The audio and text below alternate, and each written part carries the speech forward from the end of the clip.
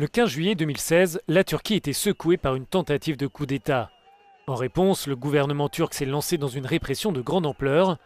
Ces secousses ont porté un coup aux relations entre Ankara et l'Union européenne, explique la conférencière Seda Gürkan.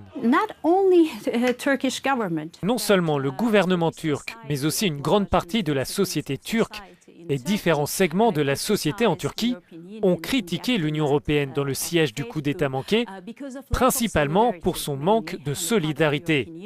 L'Union européenne a condamné très tardivement cette tentative de coup d'État et avec des propos très faibles.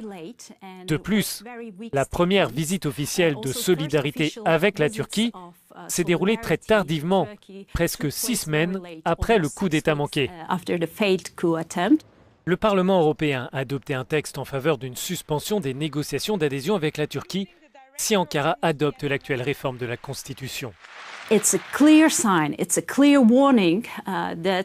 C'est un signal clair, un avertissement clair.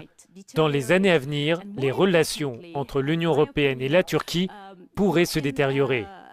Et plus important encore, selon moi, les États membres et les opinions publiques pourraient décider d'ajouter de nouvelles conditions pour l'adhésion de la Turquie, pas seulement pour l'adhésion en elle-même, mais pour n'importe quel domaine de coopération, comme la modernisation de l'union douanière ou la libéralisation des visas, où il pourrait y avoir des conditions politiques plus strictes.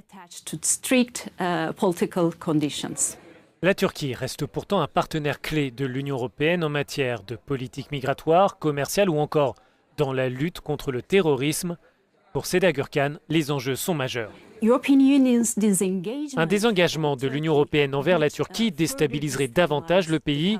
Autrement dit, une Turquie stable politiquement et économiquement serait bénéfique à l'Union européenne.